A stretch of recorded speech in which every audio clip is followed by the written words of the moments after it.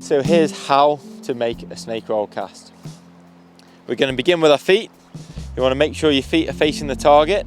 If your left hand's uppermost on the rod, put your left foot forward and the right foot slightly behind, but make sure both feet are facing that target. You want to make sure your hips, your knees and your torso have good alignment to where you want to cast to. We begin with a line down on the dangle and we address that line below. Now, unlike other casts, the snake roll begins with a slow lift, but we lift in towards the home bank. So we're going to lift nice and slowly in towards the home bank till the rod's about 45 degrees inwards. From here, we're going to accelerate out towards the target and cut underneath and up. We've done a slow vertical lift in towards the home bank. We're then going to accelerate out towards the target about an equal distance as the rod is behind us going forward.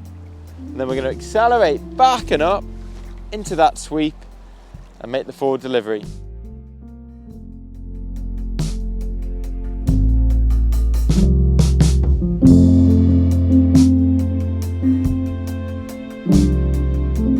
The tempo of the cast begins really slow with that slow lift into the home bank.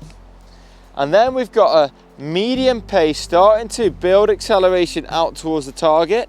And then the fastest bit is as we cut underneath that line and accelerate into that key casting position, which is here. Some people refer to it as a rugby ball shape or an egg shape. I like to think of it as I'm just bringing that rod back opposite the target, rolling it out towards it and cutting underneath to land that anchor. So then we just need to look at the timing. So it's part of the touch and go or kiss and go anchor family. And so as we accelerate back and into that key casting position, that D-loop's going to form and that anchor's going to land just to the left-hand side, the downstream side of your casting shoulder. As soon as that anchor lands, you want to tell yourself, and go.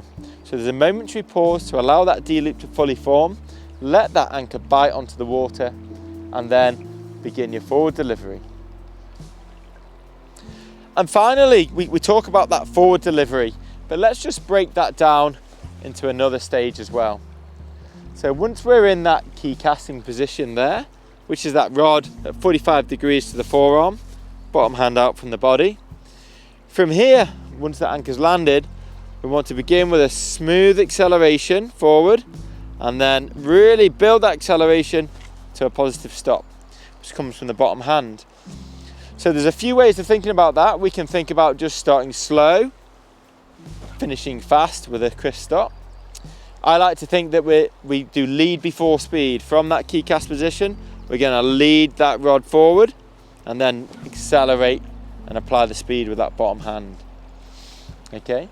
What's very important is we just don't go really fast. We want to build that acceleration throughout that forward delivery and then put in a really good crisp stop, and that will transfer that energy into the line right across the river.